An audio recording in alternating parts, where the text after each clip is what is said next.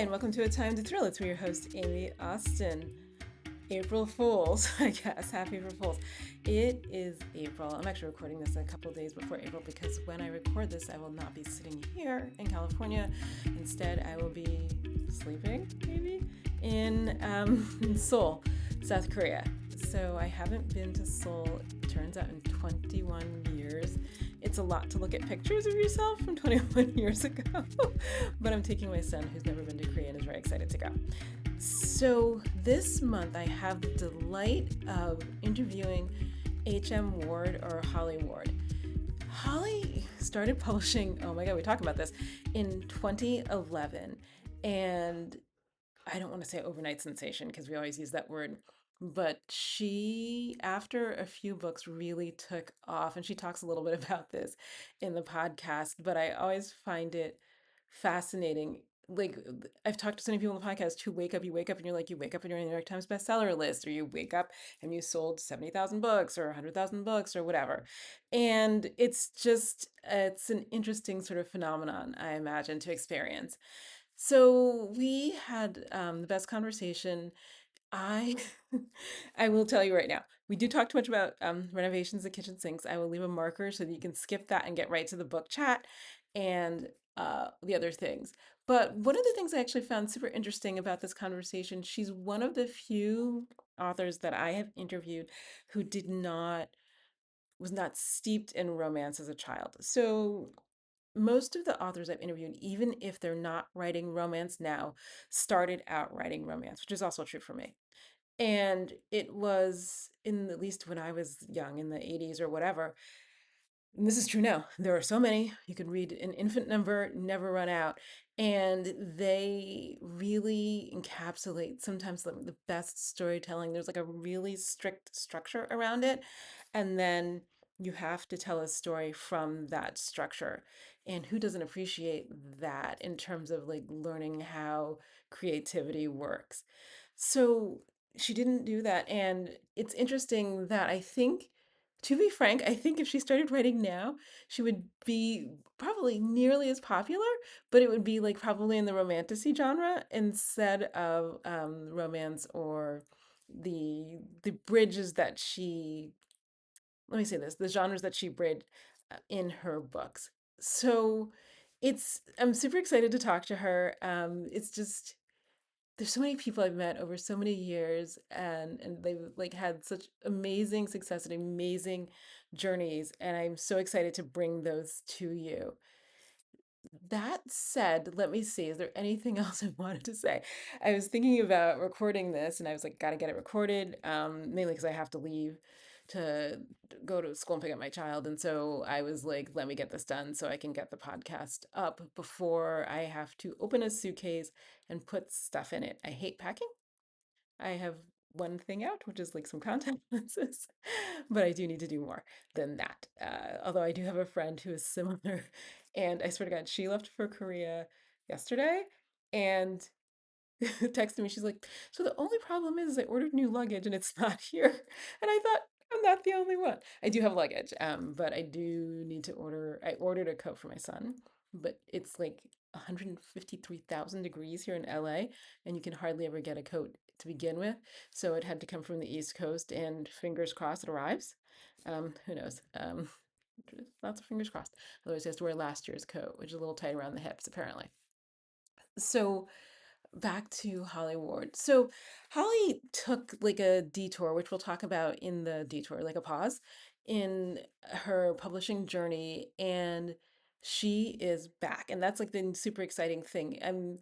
There's so many people that I know, okay, artistic careers take a lot of turns, and hers is no different, but she's got her feet back under her and she's back. So, all that said, I will share in the show notes A, I know you're like, what are you talking about? The sink that she ultimately chose.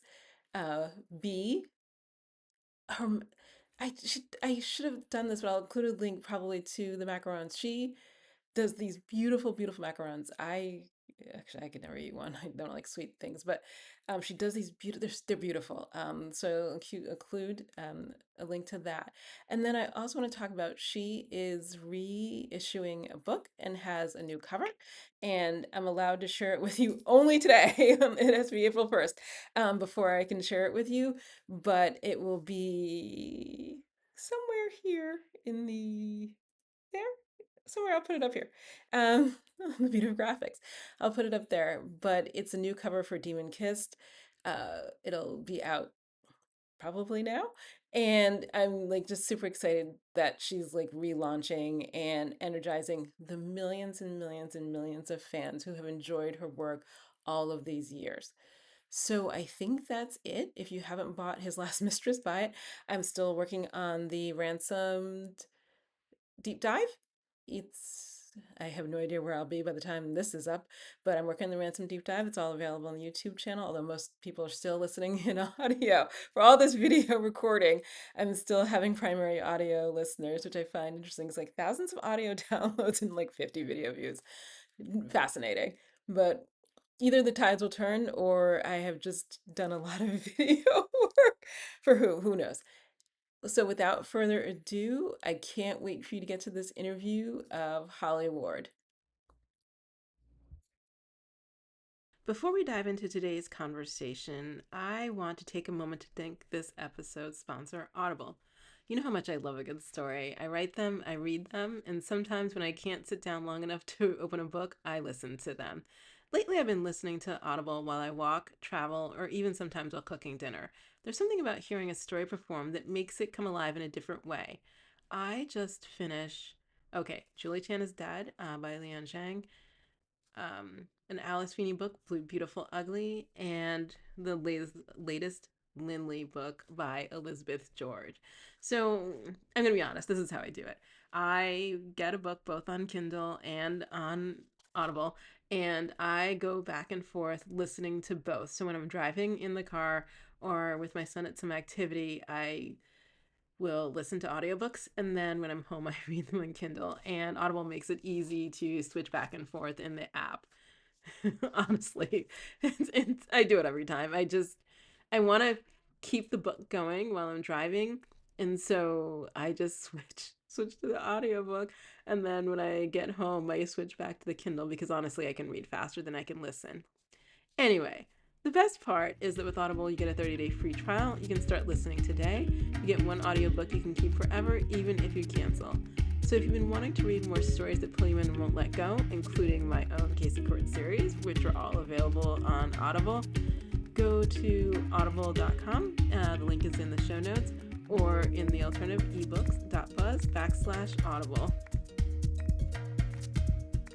Hi, and welcome to A Time to Thrill. It's me, your host, Aime Austin. This month, I have the delight of speaking with H.M. Ward. Hello. Hi, thanks for having me. Okay, so the first thing we're going to talk about, incidental to anything else, is the kitchen sink. So, I don't know if you, well, on Facebook Messenger, you were talking about sinks, and so I messaged you, and I was like, don't get a white sink. And you're like, I'm thinking about a white sink. So let me tell you, I actually thought about you over Christmas and I was going to photograph it. Then I was embarrassed by the sink. And then I didn't send it to you because I'm like, she doesn't need to see my sink. This is crazy. So I did a remodel I have a house in Budapest, and I did a remodel, and how can I say this? I have decision fatigue. And when there's a lot of stuff going on in my life, I can't also make decisions about every nook and cranny. Honestly, I don't enjoy picking knobs or closet knobs, cabinet knobs. Like there's so many knobs, bathroom knobs. Like I was just like, stop. So I hired a design build firm. I've done it before. Well, I have feelings about that, but I did it a second time, and they make all the decisions. You can make some decisions, but if you walk away, they will make all the decisions. So I made some big decisions. Like I had to have a certain kind of stove, which they thought was crazy. And I was like, I cook every day. I need a certain kind of stove, and I need many things that are really important to me. Everything else I do not care about. One of the things I did not care about was the kitchen sink. Like I wanted red cabinets, and I wanted a black and white floor and a certain stove. Beyond that, I could not really get into cabinets. I once picked cabinets, and it took hours of my life that I'll never get back, and I don't care that much about it. They can't be tall because I can't reach them. So I, at some point, I get a bill or email, I don't know, and they're like, "We're gonna have this sink," and I don't. It wasn't in English, but it's like a granite sink. So like the counters are like marble, and there's a marble table, and they put in a white granite sink because they thought it looked nice. I get there, it's cute. I'm not anti-sink, but every morning I have tea, and I leave the tea, and there's no garbage disposals in Europe that I know of. So I leave the tea in the sink because I want to drink the tea and not clean out the strainer. Also, it's in Hungary and paprika is very popular, so that's in the sink. The sink stains. I didn't think about it until, like, one day I took the tea or I took the tomato or I took something out and I was like, "Oh, there's a stain in the sink." I Googled it, I called the sink manufacturer, and you're supposed to use a cleaner, and they literally sent me a thing saying you should clean your sink every day right after use. I'm not a sink cleaner, a daily sink cleaner. So, consequently, it's stained, but when I got there, over Christmas, there was no more stain, so I'm thinking that either the person who cleans when I'm not there got the stain out, or I had bought some stuff that I think cleaned the stain, but it's kind of vague and I don't care that much about it. What I don't like is when I'm walking in the sink and there's a stain, but it's cleanable and it looks cute. But honestly, here I have, a stainless steel, farmhouse sink, and that would be my preference. They're kinda large though and doesn't work in everywhere. So, Yeah. why are you getting a white sink? I'm not I really want one. I don't know. I'm doing my I have this little 1920s-ish looking bungalow, and there's a lot of original features that are still in it, and I wanted a sink that kinda went with the time period because like, nothing in this house was updated, and so I had been thinking, yeah, like, big cast iron sink, and so, are we allowed to curse? Yes. Just Because checking. This is a family show. Um, anyway, so yeah, I was thinking what I'd think, and then, when I spent too much of my life picking cabinets, the woman there was like, "You don't want a granite sink." She said what you said, and that I'll spend most of my life cleaning that sink, and I was like, "Well, what about, like, cast iron?" And then they mentioned fire clay, and then I started asking on Facebook because I remember when stainless steel came out, I'm dating myself now, those sinks where my mother was like, "Oh my god, I have to have this sink," and I vaguely remember the cast iron ones before that. I don't remember them staining. but I they do were remember she would clean a lot, you know? but wait, they had a what is they were enamel coated, that's it, right? Yeah, yeah, yeah. Yes. I had to think about the word, So, sorry. yeah, no, and so I'm hearing that the fire clay is like a coating, so that it's not porous like the granite. I did stay at an Airbnb where it's harder to clean than, stainless steel is you just kind of wipe it out, disinfect it, you're done. Like, yeah, I don't know. So I'm still going back and forth. I have to like get my sink this week, so it's probably going to be whatever they have in stock because I waited too long. Well, okay, that is I will say that also contributed to it. The first time I did a remodel, I was like pie in the sky, and I didn't understand ordering in stock didn't always mean in stock, ordering meant forever. And Mhm. I decided this time, like, if it's not in stock, it's not that I don't need it that much. They were looking at toilet paper holders, like, you can't, this one's not in stock. And I was like, I just don't care. Just put the toilet paper somewhere. So, and Yeah, I yeah. don't even know what it is. I don't know if it's ever going to come up again. So I wish you luck. Thanks. And I don't have any regrets. I will say this. So the first house I remodeled, or the second one, was 1922. And the only thing I gave up was for original features was the kitchen because I just didn't think I could manage it in my life. So I got like they did a cabinet for the bathroom that like matched the original, and like they picked the strips of floors to like pull out other ones to match the original and all of that, and I delighted in it, found it delightful. I did the same thing this time. The Budapest place is 1896, and I was like, I got to keep Ooh. the original floors, and there's a lot of things I love. The sink is not going to be the thing. But fire clay, okay, I hear you.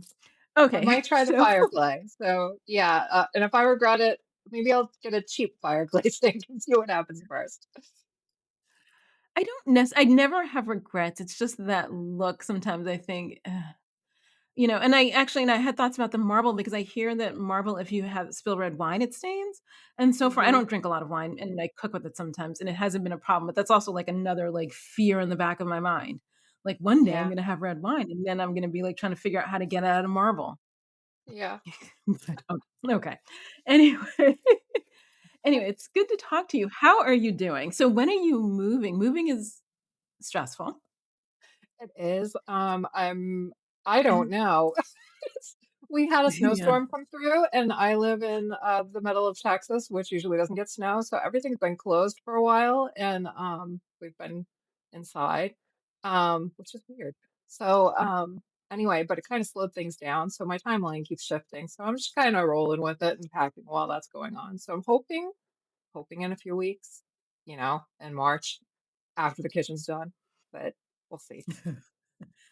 I I I've lived without a kitchen once. I would never recommend it again. It was hard.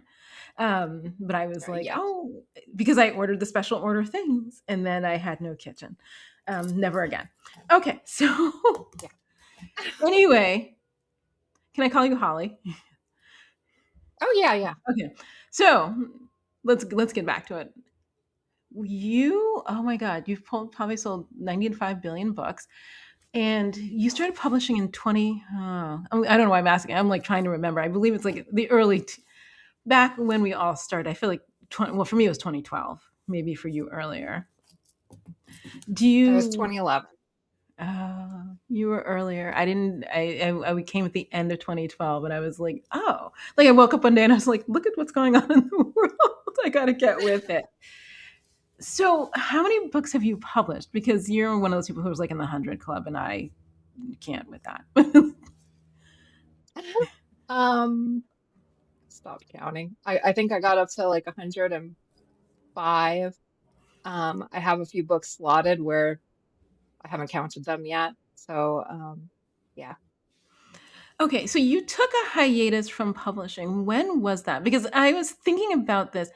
Okay, I'm in California. The weather's always the same. I have no sense of time. I mark things by random, but there's never like it was snowing, it was cold, it was dark. It's always sunny and warm. So when did you? I feel like you made an announcement that you were gonna like pull back from publishing. What year was that?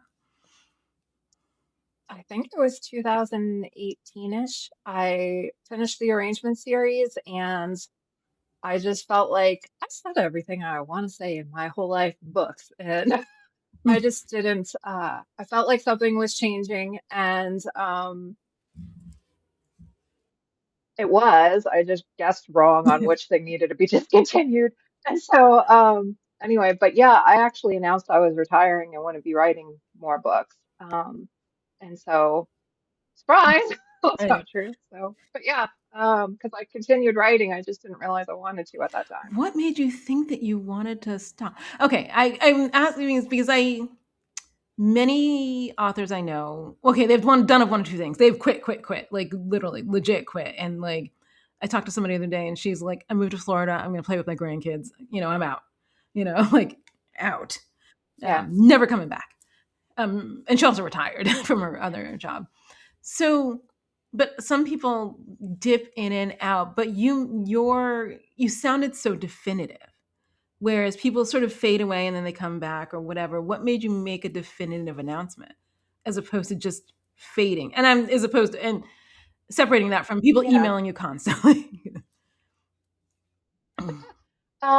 Yeah, I was very sure of that, where I felt like I concluded my longest series at that time and I didn't really want to expand on it. And I've always been a writer, but for some reason I felt like that chapter closed. And I yeah, it just felt definitive. And part of it was what was going on in my personal life was a chapter was closing. And it affected my writing where I just didn't want to write then. And so I thought that was forever.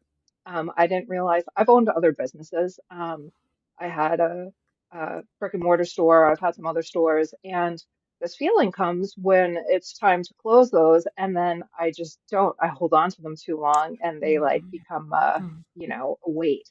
And so for this one, I was like, no, I'm not going to publish anything in the foreseeable future. I usually had like 6 to 7 books in the works at a time where I just bounced between them writing them, and I didn't have that anymore. And so, I just finished up what I was working on. And I was like, I guess I'm done. And so, it was a lot because before then I'd been working like 120 hours a week. I had family. Um, my marriage was imploding, putting it, yeah. And so, where I had to decide where my time was going. And so I took it and refocused it on relationships and trying to salvage what I could there. And so it just felt like it was the end of this era with writing and publishing. And um, yeah, and like I said, it was the end of something, and it made sense to me when I finished the arrangement series. It felt like a chapter closed, and so a lot of writers write and they're reflecting their own lives, and it just never occurred to me that that chapter of my life was ending in terms of marriage and divorce. So So I think that. So wait, I'm going to say this, and then if you don't want me to say it, I'll cut it out. So okay. we connected in a romance author divorce support group. And okay, let me think. I think that so I got divorced I separated in 2018. Divorce took forever, and there was COVID and all that. But so I will say that I did notice. Okay, during the divorce, I think I wrote 3 romances. I really wanted to write this trilogy. It was actually the easiest books I ever wrote. And then suddenly I was like, I can never write romance again. And so the change was not writing romance, but not writing. What made you think it was not writing as opposed to, I'm not saying people should like, you should flip genres or do 10 other things, but what made it like pull all of it away as opposed to moderating, quitting, thinking about like pivoting or something like that? Um, At the time, I hadn't accepted my marriage was over. And so I didn't know that was coming. I just felt like if I keep going, something will change, something will get better. Um, and it felt like it just needed more time than I had. And I was being pulled in 2 directions for, I mean, like 120 hours a week. I'm No, not that's exaggerating. That was so much time. It was so exhausting. The release schedule was a new book published about every 2.5 weeks. And I liked I liked that. I liked the writing, and I liked a lot of things that went with it, the creativity, and um, it just was I couldn't figure out balance. And I think right before I pulled away, I had started going, I'm going to see how little I can work and try to yeah. obtain that balance. And I just couldn't. My marriage was it was all in at that point where it was, you need to take your 120 hours and put it all over here. And Mhm. so my effort was massively redirected. In the meantime, I had thought that I switched to teaching other authors marketing. I taught some writing classes and workshops and stuff like that. And I kind of thought that that would be an interim kind of thing until I figured out what was next, because it just felt like something's changing, something's coming, something's next. And I just didn't understand what it was. I appreciate the dedication. Like I didn't. Yeah, I'm not that person. No, I mean, I think I would have quit something else first. I don't know. It's hard to say because I did not dedicate 120 hours a week. I maybe like dedicated like 30 um, to that, and then who knows what else I was doing with my time. But okay, so let's go back. Okay, hey, I have to ask you where in New York you're from. I mean, your accent, but where? I grew up on Long Island, like smack in the middle in Deer Park. So Okay, because I'm born in Brooklyn. I do not have an accent. what? I didn't know that. That's why I like you. My dad's from Brooklyn. So I will say this. Occasionally, I said something to my son the other night, and he was like, "You know that that's not how people say it," and I was like, "Oh." But The for the most, accent comes out. it does in the bizarrest things. I know I can't say the word. Wait, I'm going to say it. Coffee. See, I did. I can say coffee and talk. And then, like, there's a couple words that I really struggle with. But if I try hard enough, I can say them and it's okay. But if I'm around people from New York, like a friend of mine who grew up on Long Island, like she comes to visit, and then my son's like, between the two of you, he's like, stop. um, but to me, he sounds like Pauly Shore. So, um, like sometimes the California kids are in the back of the car. Well, before they're older now, and it was just like I'm like, are you making fun of me? Like, are you just doing your Valley Girl stuff? Like, what is up with this? So, let me say this. So, what did you read when you were a kid? Because I went to the Brooklyn Public Library, so I mean those were my Yeah, options before I discovered used bookstores. But I had to be a little bit older before I could do that kind of thing. yeah. So my mom was a reading specialist and a first grade teacher and loved reading and shoved so many books where the dog dies down my throat when I was little. I mean, like, I love that she was like, read a book and kept giving me books. And every time there was a book fair, here's $2, go buy some books or how much I was back then, you know? And so, trying to buy books where the dog didn't die. It's like Where the Red Fern Grows, Sounder, Old Yeller. It's like, my God, pick something else. Um, Anna Green Gables. And so I had, I remember my mom, how much she loved Anna Green Gables. And I think she remembered her grandmother reading it to her. And my great grandmother, which is her grandmother, grew up during that time. So that was contemporary for her, which blew my mind later on when I was older. Um, the first book that I picked up because I wanted to and wanted to read it, I went to the Deer Park Public Library and looked for an original copy of Peter Pan.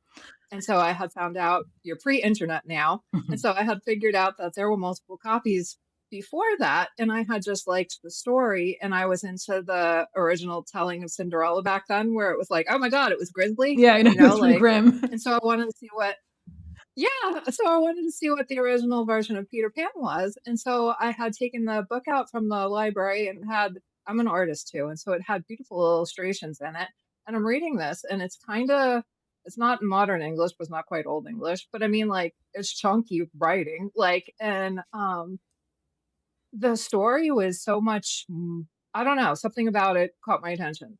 I also didn't know at the time that I was reading that. I remember the pages being so shiny where I'd get a headache from reading it. And I have dyslexia and then the shiny pages, especially with textbooks and stuff like that, reading was always a huge effort for me and it had to be worth getting a headache. And so reading meant pain. And so it had to be better than that. So, yeah, Peter and Wendy, it was that version of the book was the first one where I was like, this is worth getting a headache for. And so, because I didn't pace myself or anything, I just read the whole thing. But it also meant I read slower than most people, and I had to learn to basically deal with disability and dyslexia and people not really understanding what that was then or what it was affecting. And yeah, it was around the same time, I was about 14, um, when I started reading things for myself because I noticed reading's fun. And the dog doesn't die in every story. Yeah, I hate dog so death stories too. Anyway, I'm so grateful for those websites and reviewers where they're like, the dog doesn't die. I was like, I need to know if the dog dies and I need to know if a kid dies. If they do, I'm out. Like, I don't know. So, but yeah. so did you read romance when you were younger, or no? No, I don't read romance, which is kind of weird. My first book, the 5-year anniversary, ooh, there it is behind me, is dark paranormal fantasy romance. It's got a dragon, we can call it fantasy. But yeah, and so that I have always liked it, and it's such a now it's gotten bigger, but I mean, like, in 2011, it was kind of narrow in terms of market Yeah. share. Yeah. And so in terms of how many readers you could get and could you make a living off of that? And it was like, not so much. And so I liked writing the romance as like a subplot in the background of the fantasy series. And so I just went, I wonder if I can write a romance book. I don't really read romance books. I when I was married, I was gifted by my ex a romance book from Carly Phillips, and Oh, I didn't okay. know who she was at the time. I was just like, "This is a dirty book." So I totally, yeah, I had no idea. Then I met her later. I'm like, "Oh my God, it's you." Anyway, but yeah, no. So I wanted I don't know. I was always attracted to the more fantasy and then specifically more dark fantasy types of books. And so I was gonna say that's usually what I read and on my own, but I bounce all over the place in what I read currently. I liked Peter Pan because it was dark. And so and I liked those old Cinderella stories because they were dark. And it wasn't that everything had a happy ending. It was a world that made more sense to me. It was more real than Disney's versions. Yeah. And so I started to gravitate towards stories that echoed life in some way and had survival stories in them and that type of thing. So, yeah, so I don't read too much romance. I do pick stuff up once in a while just because if it crosses my path and people are like, this is so good, I'm gonna die, I'll pick it up and read it. But yeah. Okay. So then I have a question. How did you Okay, so everybody I know who wrote okay. I have to take a moment. Excuse me. Everybody I know who read romance, I mean, wrote romance, excuse me, read a great deal of it. So, like, when I was from, like, I don't know, excuse me, maybe 13 to who knows, 13 to like 21, thousands of them. Like, and this is before Kindles. I mean, if I had a Kindle when I was a kid, I would never left my room. So, but I had to leave my room to go get the books. But, but I read them all the time. And so when I first wrote them, not well, mind you, I knew like didn't know the word tropes and like all of the words that I know now for all of the parts of romance and like black moment and all these things, but I knew like forced proximity, enemies to lovers, friends to lovers, like those things I had a working knowledge of. So then how do you write, because I'm trying to I okay, yeah, I'm gonna ask you this question: how were you able to write them without having that working knowledge? And I will say this: my experience of mostly American literature is that there usually is some kind of romance in it, even like so-called like dick lit, like the books that like men write, where they're spare of word, usually have some kind of like woman in the background that they're thinking about having a relationship, not having a relationship, but there's some kind of romance in the background of those. But I feel like it's so. How did you do it? Because I'm like floored. Um, as I finished the Demon Kiss series, so the fantasy series, I liked stories that have a lot of tension. And so romantic tension, sexual tension, I don't know, any kind of tension. And I was like, wonder if I could just write a relationally driven book that's just romantic tension. What would that look like? And so I started thinking about it and I didn't have the tropes. I totally didn't know what I was doing. And I was like, let's just wing it and see what happens. And so I wrote, oh, and it was at the same time where they had I had just heard of NaNoWriMo and like Right. where it was to write a book in 30 days. And I was like, that's crazy. It took me 3 months to write a novel, which I thought was a long time. And so, yeah, when they were talking about having a draft in 30 days, I'm like, that's impossible. So I went, I'm going to try that on this book. Why not? Like, and so I had wrote Scandalous in 6 days, had a draft. About 2 weeks later, had finished edits on it. Um, it was weird. I could say I don't feel like my books really fit into mainstream romance. Maybe I'm wrong because I don't read a ton of it. But I mean, like I read some stuff now. I just didn't growing up. And so But, the things that always made me attracted to the romance part of the story in the books, I just put in here, and it was all that.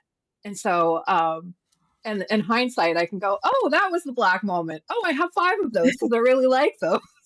So, where it's not exactly traditionally structured, but yeah. And so, Scandalous sat there and did absolutely nothing because my fantasy fans were like, okay. And so a couple Which of is them read it. But yeah, then like 9 months later, it hit the New York Times bestsellers list, and I ended up writing romance after that. And I'm gonna tell you a secret. Um, I don't I don't really think of most of my books as romance, and they break a lot of the romance guidelines, and so I market them as romance. But there's like other stuff going on, even if they're relationally driven books. Yeah, I don't know. I've always felt like I was marketing them as romance because yeah, I felt like mine are a little screwbally in terms of trying to fit them into modern romance. so I will say, okay, okay, let me ask you, did you ever consider, well, because I think I feel like I know the answer. Did you ever consider, like, after you wrote that, like, first one, like, submitting it for traditional publishing? I submitted that one, and Demon Kissed, I did try to get. I had an agent, and it was submitted for traditional publishing, and they had asked me to change it so much that there's a lot of theology in Demon Kissed. I attended seminary, and I just liked the imagery of all these religious artifacts and broken churches and things in the background of the story because it was shadowing the world that she's in. And so, and it's an apocalypse story. And so I felt like that was tied to it. And they really wanted me to change a bunch of stuff and that I didn't want to change. And so it was kind of, well, I'll publish it on my own and we'll see what happens. And then when I switched to started when I wrote Scandalous, I thought I did a bad job. Nobody bought it, or hardly anybody bought it. It was my worst selling book, period, at that point. Um, and so I took Demon Kiss, which was selling well, and I took a copy of Scandalous, and I entered both of them into, to get feedback from an author that knows what they're doing in that area. Um, I would have never written another romance book if I had gotten back my romance review before I found out I hit the New York Times list.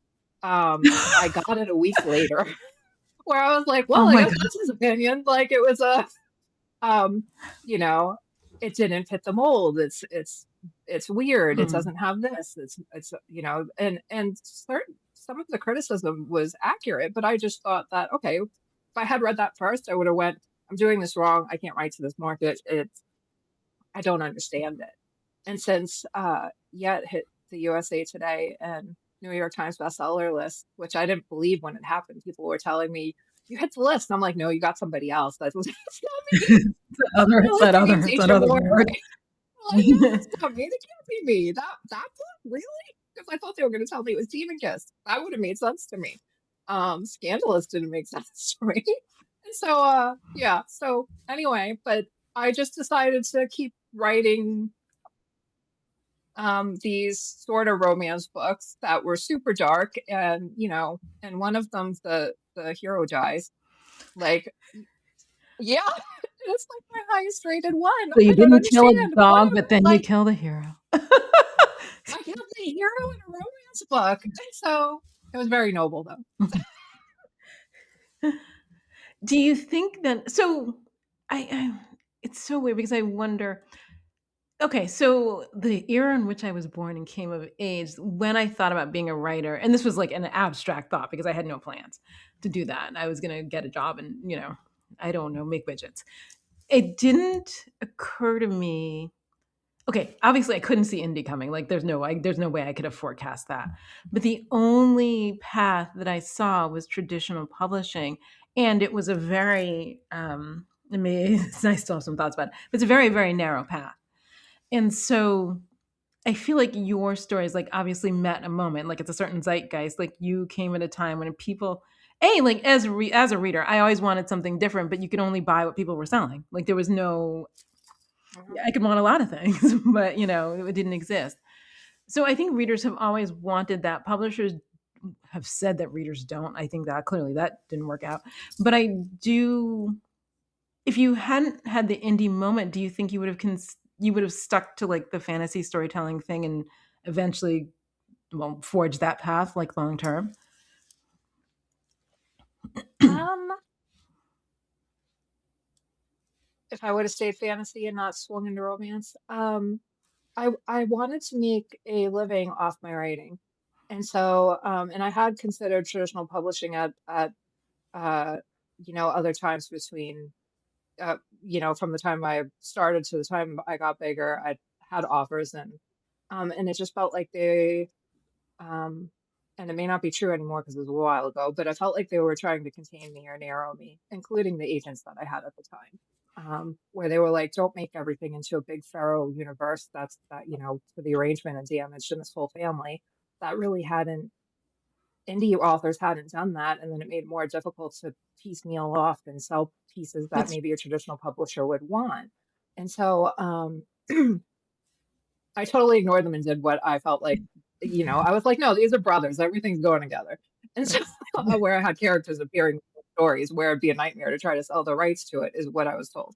And so, yeah, I don't know if I felt like I was wanting to write about life, but I was doing it through a way that felt approachable to me and safe. And so, putting it through like a fantasy post-apocalypse kind of lens at the time that I was writing that felt like something I could do. I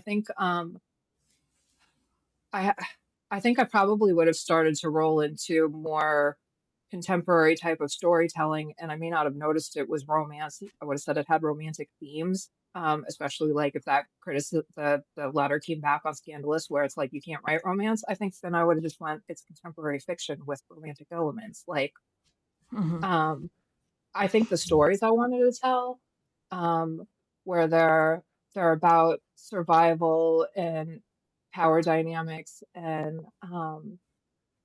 control and trust.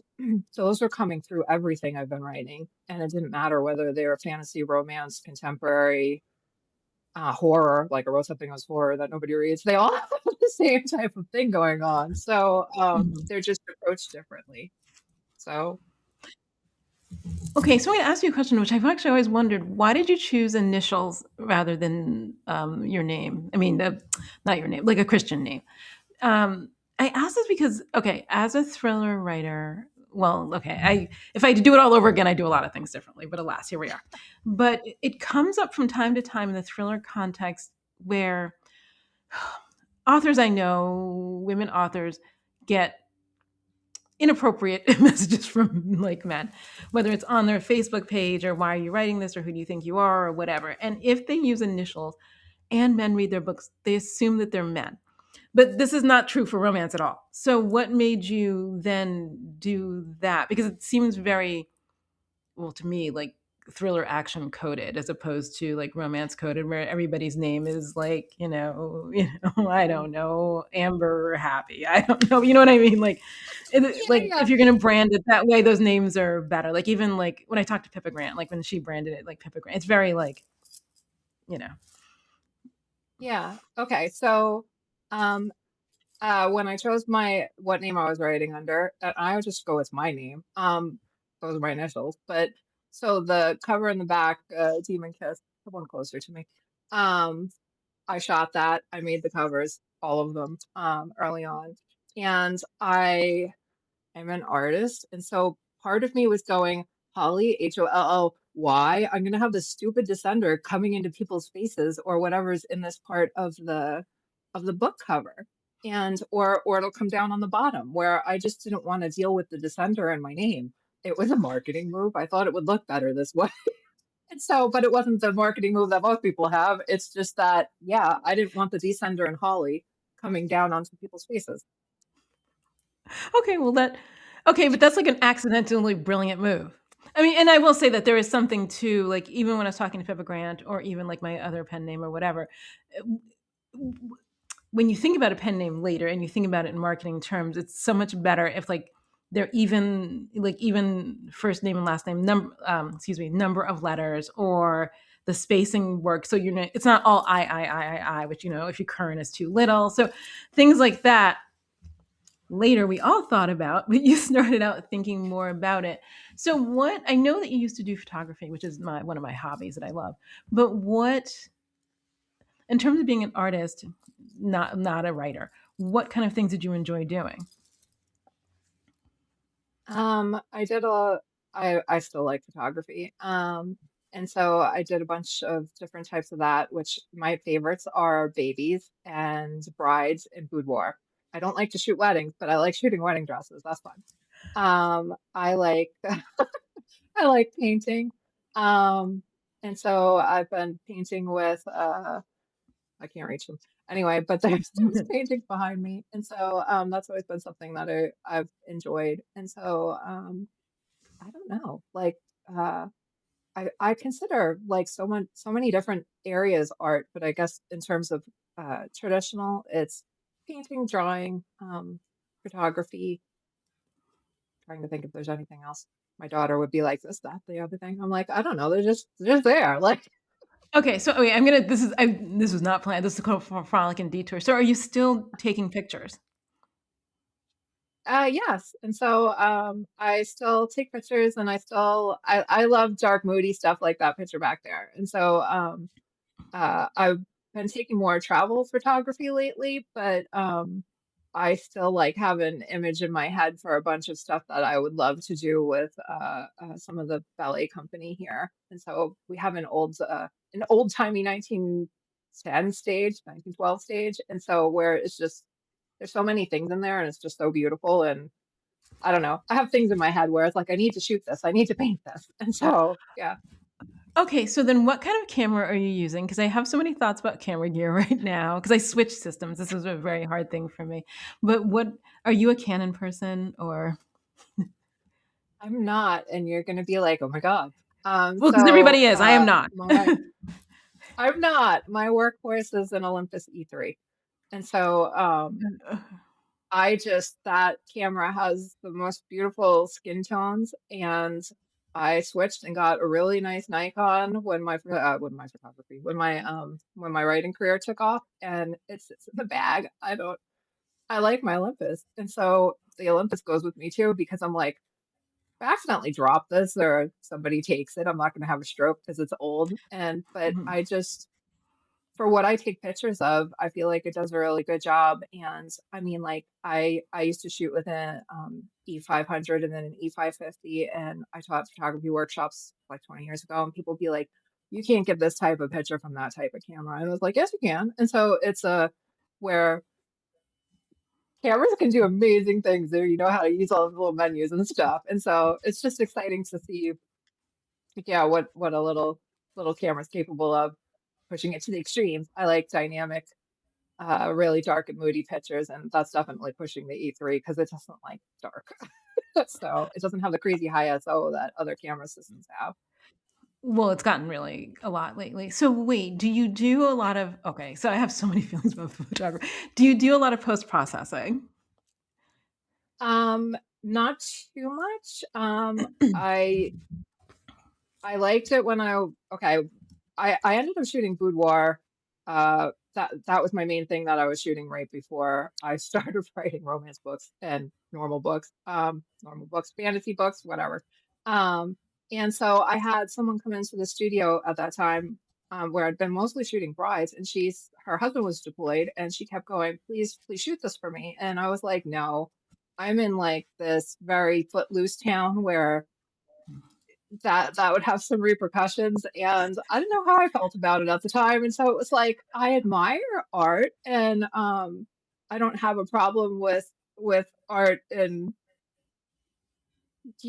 Renaissance art, nude sculptures, and that kind of thing. When I'm looking at stuff and taking pictures, people turn into shadows and light. It's not a person anymore. I'm trying to figure out how to capture them, their being, their personality, and them. And so, So it wasn't so much that or being awkward or shy or anything. It was kind of like I just didn't picture myself doing that. And so she came back multiple times and just kept asking me. And I'm like, why are you even asking me? Don't shoot this. And so I don't have experience shooting this. You may end up looking weird. And so she had the same name as me, which is super weird. And because I don't meet that many people named Holly. And then she we had the same birthday, different year. But I was like, okay.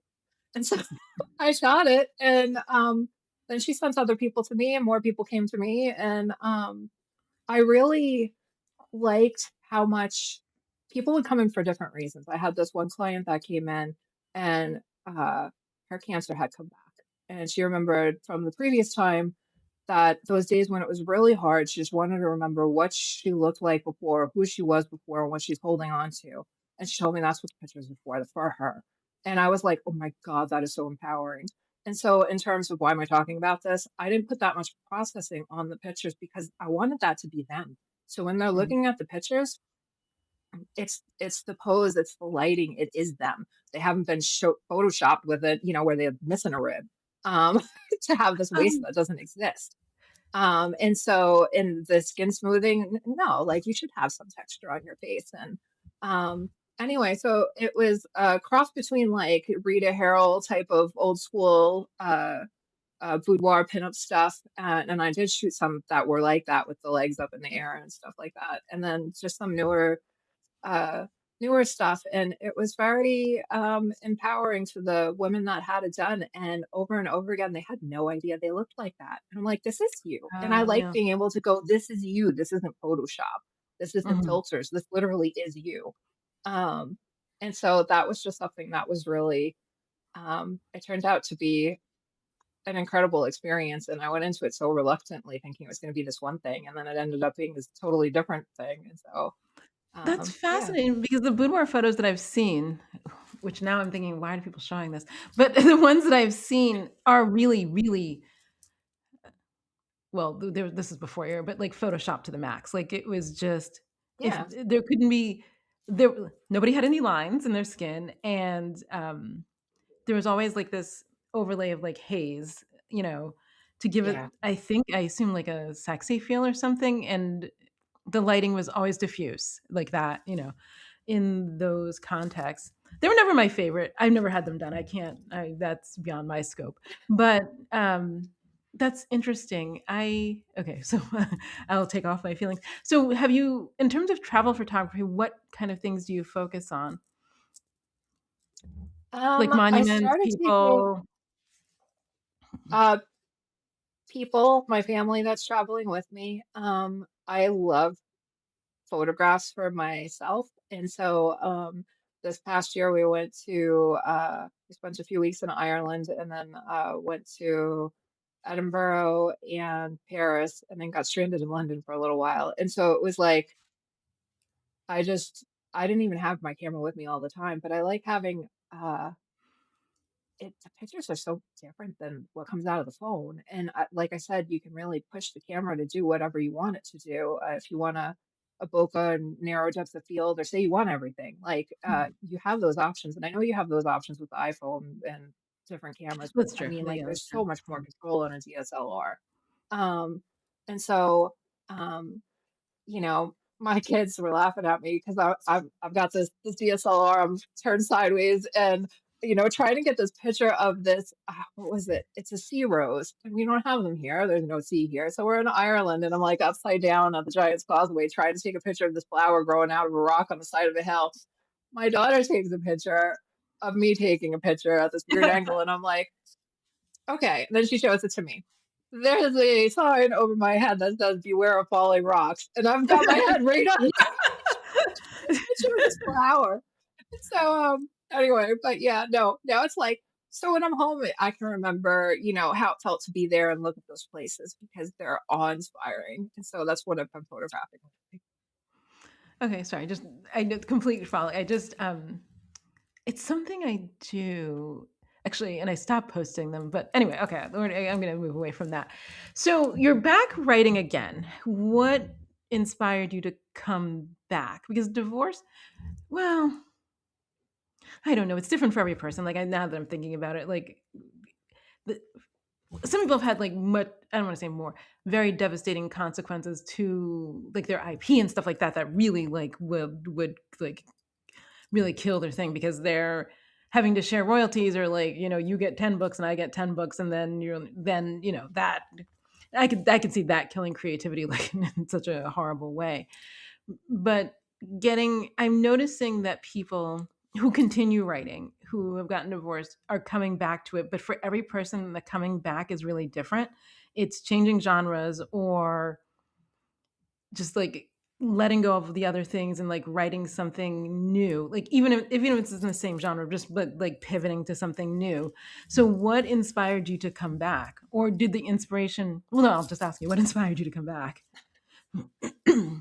Um, so I did stop writing for probably between 2018 to 2020. I didn't write very much. And the divorce and everything that didn't happen until after uh, COVID. And so, yeah, so in 2021, everything came to a head with my marriage, and I was still thinking that maybe it'll work out.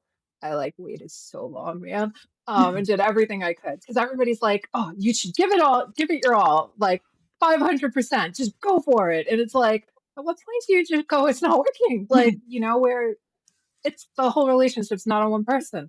And so, anyway, I had a lot of trouble with that because there's just so much family and cultural and everything. And so, yeah, when that fell apart, and I realized that this doesn't hold going forward, I can't do this anymore. That I need to take care of myself. And like that, I'm trying to figure out how to say this.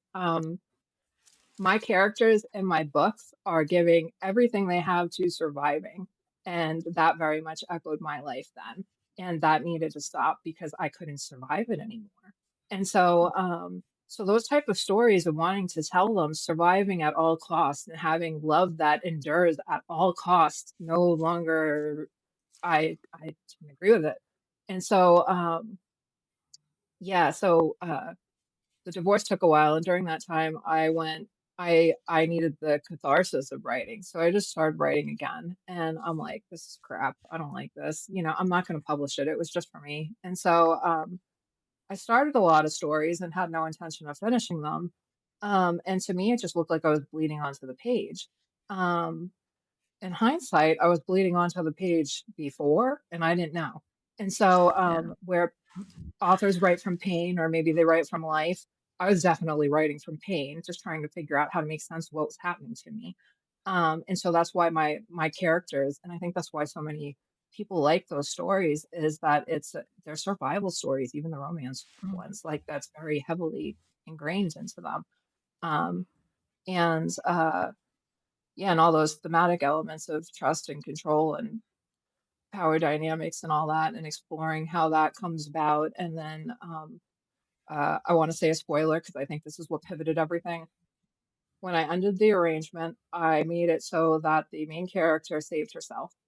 It wasn't the guy, it wasn't one of her friends, it wasn't fortuitous luck. Like it was just, They flew in. there was no way out of this unless she did it. She had to show up. And so I felt like that made me pause because I was like, what does that look like for me? And so, anyway, it took a while to figure that out. And as I started writing this other stuff that I thought really wasn't going anywhere, I can't write books anymore. I guess I am really retired forever. Maybe I'll sell macarons. You probably saw that. Um, Oh, you do I've make made beautiful macarons. macarons. You do really, they are beautiful. I don't eat sweets, so I was like, that those are pretty, very pretty. I was just like, I'll sell macarons. Those cost about the same as a book. Where it's like, what? Those cost the same as a book? That's crazy. But like, that's a whole nother discussion. In Beverly So, Hills, they do, by the way, but okay. they do. Um, yeah. So I just was like, I started writing and, I was like, "Maybe I just won't write romance anymore because I couldn't I kept trying to write where I was coming from before, and I didn't realize I was shifting and my world view was shifting, and so I wouldn't say that my writing at this point, um, it actually still rotating around the same thing, but I'm asking different questions. So before, a lot of my questions revolved around who is worthy of forgiveness, what does redemption look like within a relationship, um, the love that, endures is true love. Um, and like the length of it mattered, not so much how people were acting and the trust that was given and how people were behaving in like real time and in the stories. And now as I was like sat down and just started last October, I went just write something, write anything, write something new, whatever comes into your head. And I had really been wanting to write something that was like about ghosts. And I was like, you know who likes ghosts? Victorians. You know what? So I ended up with this like write a crazy Victorian-esque Christmas story with ghosts in it. And then I decided, well, there should be magic. And because people will accept that then, my main readership, if there's some romance in there. And I was like, I can't add the romance. I don't feel like it. But so I just kept writing and I was like, just see where it goes.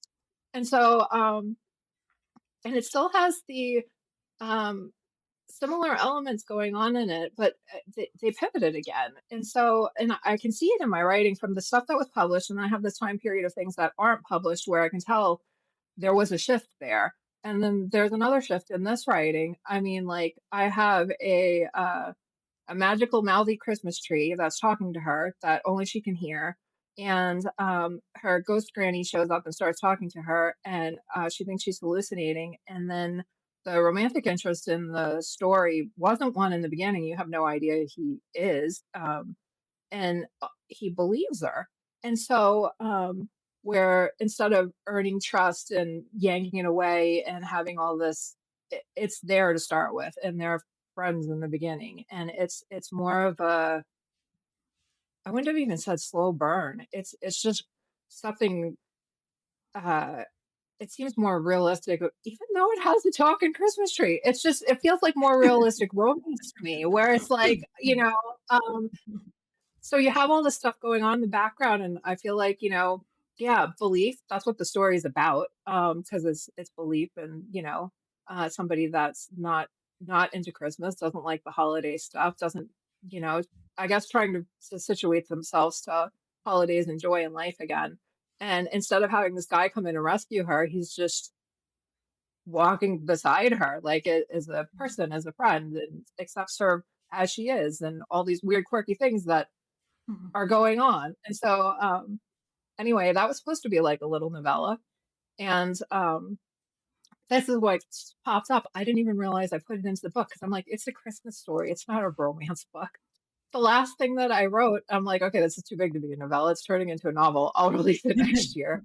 And the last thing that I wrote was like banter. How did banter get in here? Why is there sexy banter in this book? I didn't write this. It's not like run for your life. Oh my god, we're all gonna die and everybody's kissing. Like where it's why is it bantering? Like it's just this is just supposed to be a friend person. And so I realized I was coming at things from a different angle, and I just hadn't Mhm. planned for it to be there. And it's like it's there again. And it's interesting that it did that. And so I feel like my view on romance and love and relationships uh has shifted.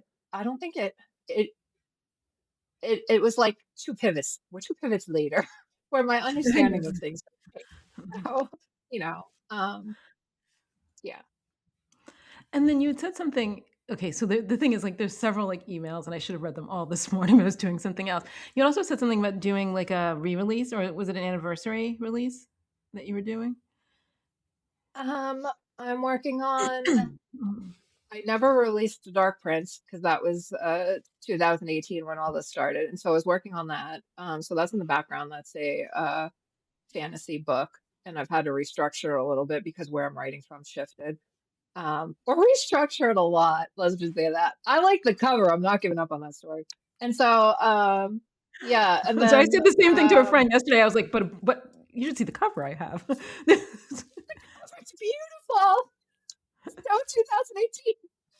So, yeah. But so, no, and I like that story. And I took a lot of time figuring it out. And it's a fantasy world. So, I mean, like, and it's totally fantasy world. So, there was so much time spent making it. And I really like it. And it's like, write the story down. And so, anyway, but, that's coming eventually.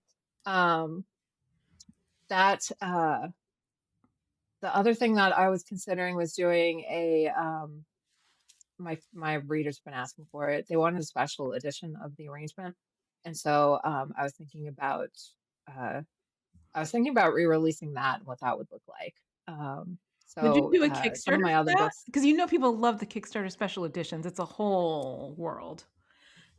they do, and so I thought about if I do it, I think I would probably just do pre-orders and maybe not do the whole Kickstarter thing. Kind of leave it as a limited time thing. Mhm. And Mhm. yeah, so and it would let me know who's still there. For a while, part of I had disappeared from online, like not during COVID, it was afterwards where some of my fans were like, "Has anybody seen Holly? She's not." So, and in my groups, and I had like one super part-time VA that was kind of still checking in once in a while, but they had gotten very, "Where's Holly?" And so I was like, "I'm here," and that was part of why I announced the divorce. But they were like, "Oh, that's where you went." And so, yeah, Yeah. it's nice to have concerned citizens looking for you. Like, okay, still around. So So what do you want? Okay, let me ask you this because you're sort of in a different position. Do you have a vision of what you want your career to look like going forward? it is not going to be 2.5 books a month. I'm Well, I thinking know, more I like two thought and a about half that. books I a was like, "Are year. you gonna work 120 hours?" But I mean, I don't know who can sustain that. Well, no, No, that's just okay. No. I say yeah, no. no, that was like survival mode, like extreme. Um, I I like creating. I have to create. And so if that's what the photography is, that's what the writing is, that's what the art is. I need to make something and put something into the world. Um, I've always had I've always liked words and just I don't know. If you're an author, I got the thing where I got to write this thing and express this idea. And words are the way to do that. And I like leaving signposts for people that like, "Hey, I survived this. You can too." And not necessarily directions, just I was here. You'll get through Mhm. it. And so books offers that. And so I'm trying to figure out, yeah, right now what it looks like to for me to personally be learning and growing, be there as a mom for my children, and what writing looks like in my new life where I've got this old janky house that I'm fixing too. And so because I didn't think that was gonna happen. And so but I love learning. If I can learn stuff like every day, I'm like super happy. And so I think as a writer, I want to put stuff out that still speaks from a place of understanding and truth and from growth for where I am now. Yeah, and that has those signpost things in there for others. And I I'm kind of thinking, yeah, a book or two a year would actually suit me great. My fans are going to be like, no, although you should be really happy because I said I was retired. So I mean, like, No, I will say this, like, I thought about it. So I have a spreadsheet because I'm this person, and I was looking at the amount of words and books I used to put out, and I can't imagine. I don't know if I'm tired, I don't know if it's perimenopause, I don't know if it's age, but I just can't imagine working at that pace. And I wonder who was that person who could work at that pace? Because I can't, and I'm talking about like 2.5 books a year. I'm not talking this pace. And even that now I'm like, oh, a book or two a year, and I think it's okay. Like I think it's okay. And I've already hit like this number of books and this number of words, and that's enough. Like I don't want to say I could die now because I'm trying to die, but you know what I mean? Like that would be yeah, sufficient. But I think a slow and more deliberate and hopefully more thoughtful pace going forward is a really acceptable thing. yeah, that's what there's other stuff I want to do. And it also totally bottlenecks creativity to have no input from life. Like if I'm not doing anything except writing. And so a lot of my writings uh up until 2020, I guess 2018ish, were pulling off of high school. That was a long time ago.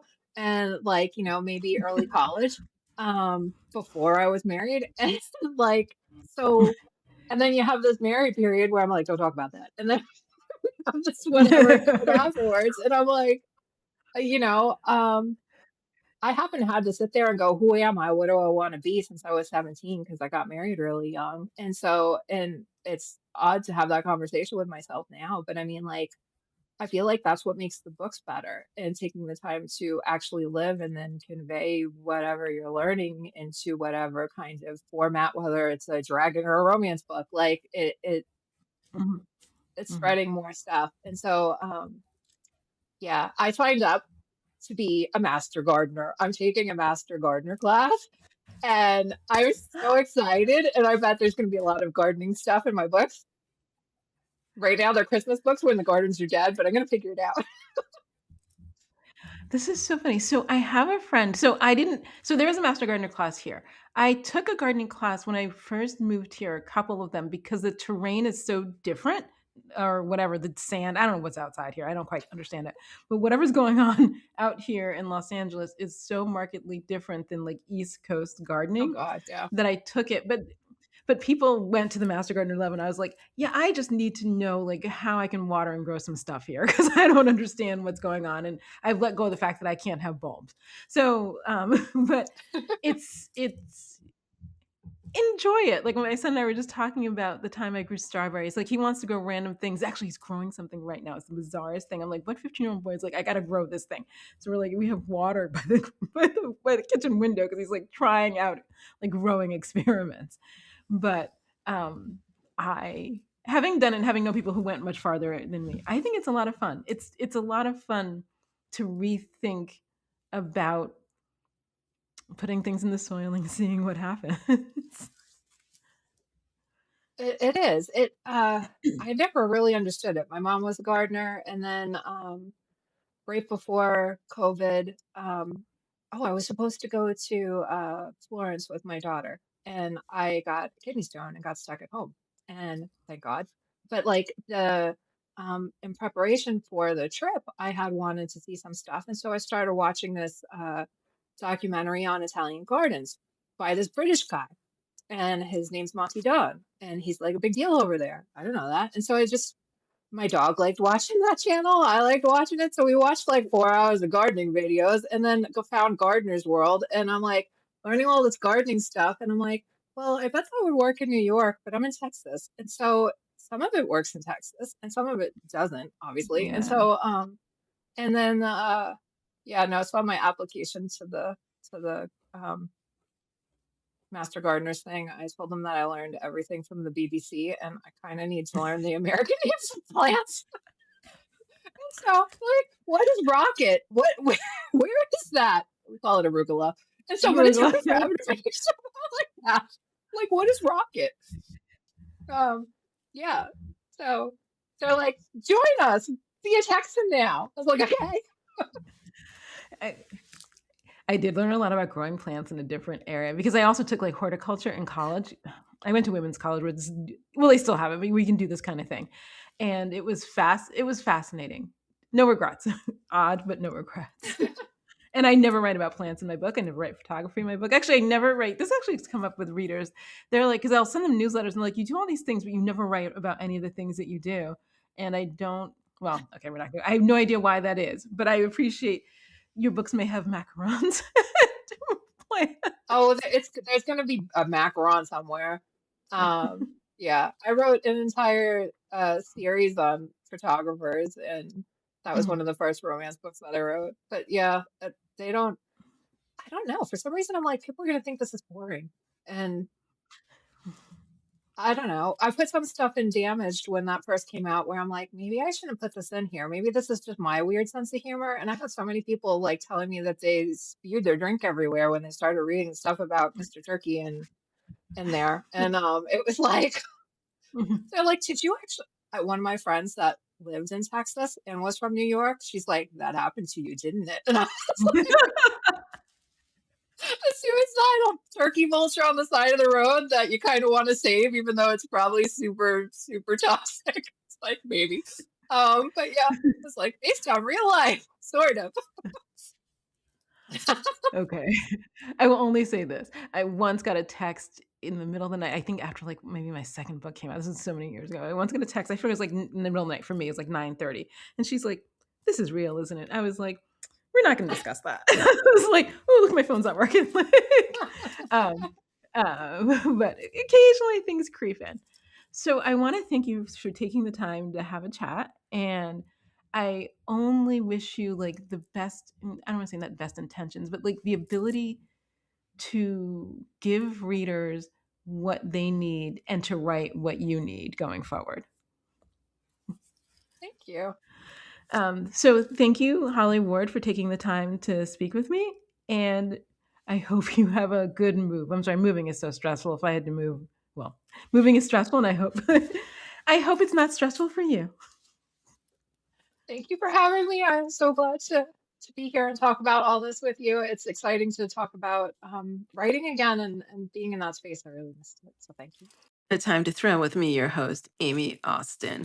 If you enjoyed today's episode, I hope you'll share, rate, and leave a 5-star review on Spotify, Apple Podcasts, or wherever you listen. It'll help others find and enjoy my conversations with brilliant women creators. Also, please hit the subscribe button on your podcast app. In addition to hosting this podcast, I'm an author. My latest book, His Last Mistress, is out now. Check out the 5-star reviews, get your copy before someone else spoils the twist. I'm also the author of the Nicole Long series of Regal Thrillers. The first 4 books in the series are now live. You can download Outcry Witness, Major Crimes, Without Consent, and The Murders Began to your e-reader right now. I'm also the author of the Casey Court series of legal thrillers. These titles are available wherever books are sold, your local library, and also an audiobook. You can follow me on Substack, Instagram, Blue Sky, Facebook, and TikTok, all at Legal Thriller Author. One long word. Thanks for listening, and I'll be back with you soon with more great conversations.